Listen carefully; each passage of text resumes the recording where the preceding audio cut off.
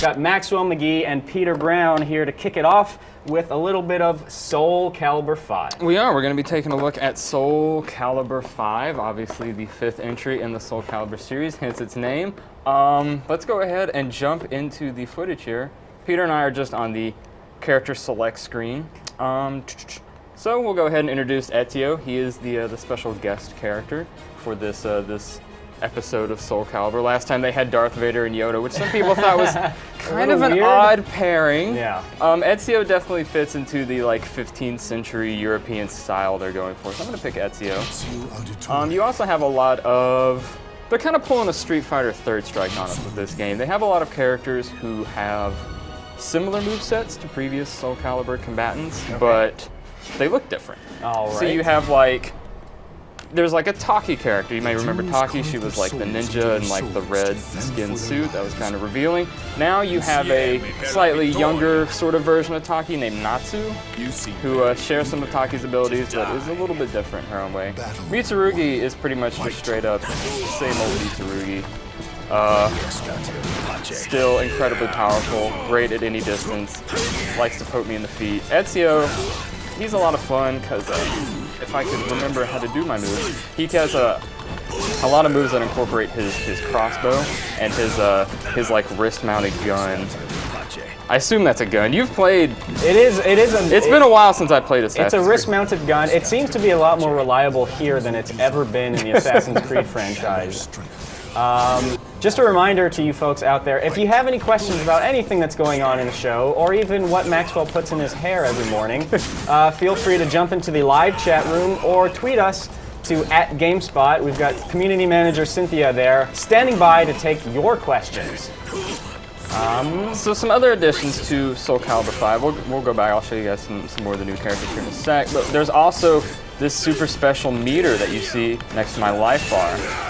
This meter allows me to get chopped in the face and immediately get knocked out. As you can see, I'm up to 1, so that means I need to lose 1 round. Okay. No, the meter does a number of things. The most flashy are these critical edge attacks. These are like basically like your supers or your ultras in a Street Fighter game. They have little cinematics that accompany them.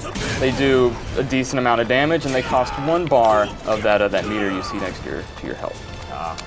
Other things you can do with the meter are parrying. If I press back, and in this case right trigger, you just saw it there, the little green flash iconic of a parry. That will allow me to block incoming attacks if I time it correctly, which I never do. Obviously it does not parry throws though. It does use about 1/4 of the meter. You can no longer just parry for free, which some people are upset about. Well, I mean, like the old saying goes, there's no such thing as a free parry. No free parries in / this life. lunch. Free parry lunch. Yeah, I remember that old saying growing up. Growing up in the deep south, they used to say that all the time. Everybody, you know. So parry. Oh yeah, there are also moves that can inherently parry. Okay. I'm not sure if Ezio has any, and if he does, I don't know where they are. But most characters have a move that right when you start to perform it, they go into an animation. You literally punch the shirt off of Mitsurugi. Yeah. Well, I mean, technically it was a half shirt, but you punched it off. Oh anyways. goodness, look at that.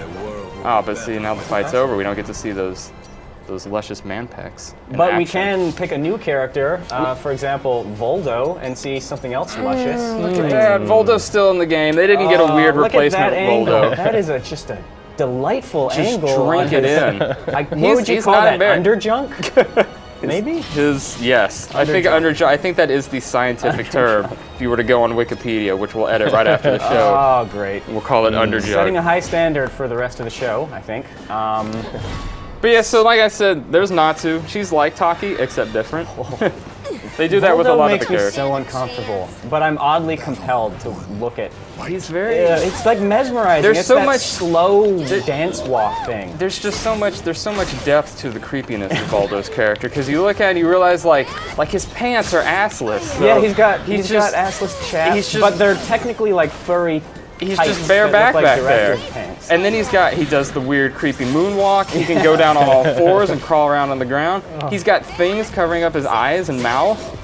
Oh, Like, this guy, I mean, bad life choices. Really, No, is what it all comes down to. Or great life choices. Because just- we are, I mean, we're talking about him, right? It's very postmodern, Yeah, perhaps. I think so. So to change the subject to something slightly less creepy, there's a story mode in this game, right? There is a story mode. We can take a look at that after this too. The story mode is, how to put it? It's hilariously bad. Okay. No, that's too rough. It's campy. Yeah. It's definitely very. It's a campy. story mode in a fighting game.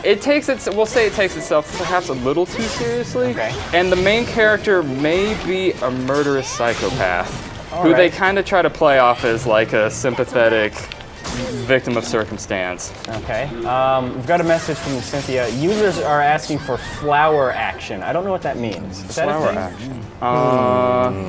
I'm unfamiliar. Okay. Users Users will need to specify. specify what flower action means and whether or not that's a terrible euphemism. Also, Voldo, he fights standing backwards if he wants to. Oh, it's ew.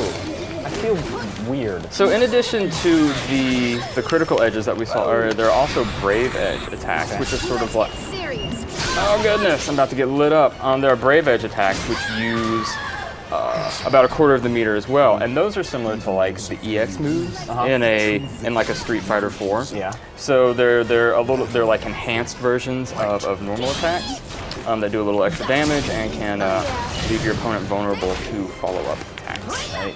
But I do not know any of Voldo's. I'm just showing him off for fun. Delightful. Get you, Natsu, just like talking, can teleport all over the screen. Peter loves to do that. It drives me crazy. She's very highly mobile, very deadly. All right, let's see if Natsu can finish Voldo off. I know, here we are entering it. Also, some of the stages have this boat stage. This is like there's like a daytime boat stage as well that transitions to different parts of the ship. There are level transitions in some of these arenas. So in the daytime version of this stage, there's like other boats in the background, and they're shooting cannonballs, and it's all like a big naval warfare scene. And towards the latter part of the match, the deck that we're on will actually get destroyed, and we'll drop down into the ship proper. Interesting. And I'll get kicked in the face. These are all things that will All happen in right, Soul so I Calibur. think that is going to about do it for our Soul Calibur 5 demo. But